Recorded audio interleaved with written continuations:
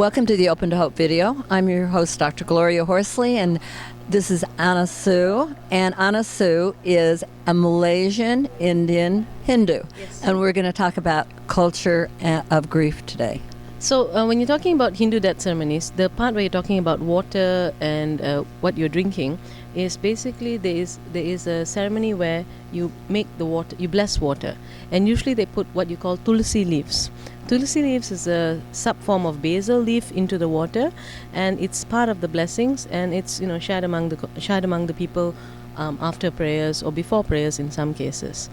Okay. For death ceremonies in India, among the Hindus, we cremate bodies, and there are many reasons of why bodies are cremated. If you think of India, it's it's a tropical country, semi-arid tropical country with a lot of diseases, and when you bury bodies, your chances of disease is much higher.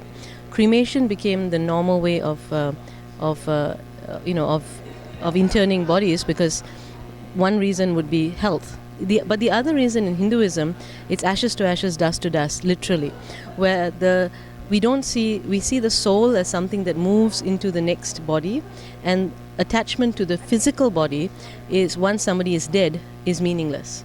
Once someone is dead, there should be no attachment to the physical body because the physical body then decays and goes into dust. So philosophically, because we have the idea of rebirth, reincarnation, we don't have that. We don't have an attachment culturally once the body is dead. Okay. So once you have your prayers and everything, then the body is burnt. Oh, the grieving rituals are very diverse depending on the subgroup that you're dealing with. So if you're dealing with, like say, certain communities from North India, they'll have a 9-day prayers following the death of somebody.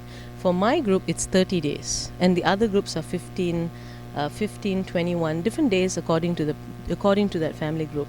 Usually on the third day, usually the body is cremated on the first or second day, and depending on nowadays, because you've got families coming in from all over the world, it may go up to the third day.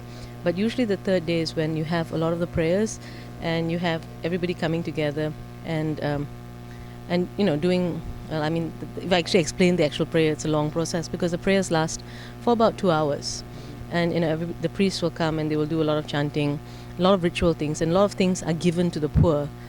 Offerings are given to the poor. Offerings are given to various people. Offerings are given even to souls that have departed and have no families. So the idea would be that you are creating good karma for the person to move on, and you're creating a path for the person to move on. After that, you have those certain days of prayer where the family will have prayers, and traditionally the family doesn't cook. During this 15 days or 30 days, there's no cooking by the family, and the extended family takes care of the family that has lost somebody. What this does, if you can imagine in those days, it reduces the financial burden on the family.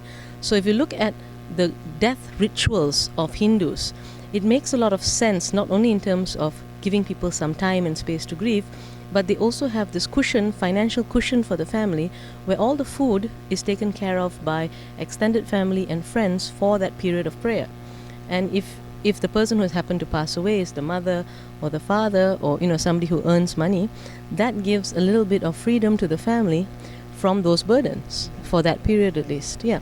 Now, what about any kind of counseling or any kind of thing like that? Oh no, counseling now, that's a whole separate issue altogether. This is where there is no real counseling in terms of how people deal with death. There is the philosophy behind death, which people will go to a guru or to a priest and they will understand. They'll talk about the philosophy of death and how you are supposed to look at death and all that. But come on, let's face it, when people die, philosophies, you can come out of people's ears, but it takes time for people to go into that philosophical space. You have to deal with the emotional space first.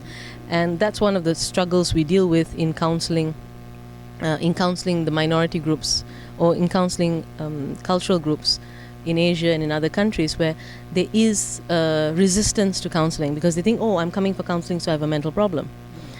Unfortunately, that still exists. But, we're trying to change that slowly. Well, thank you so much for doing this video today and enlightening us about the culture. Yeah, and keeping in mind that India has got, and Hinduism has, it's very rich, it's very diverse, and there are lots of different things going on. A lot of it is symbolic. If you ask a Hindu, everything that they do has got meaning, and the meanings are very rich and very, very varied. Great. Well, thank you so much for being on this video. It's been very enlightening. And thank you for watching this video today, brought to you by the Open to Hope Foundation. And I want to remind you that if you've lost hope, please lean on ours until you find your own, and God bless.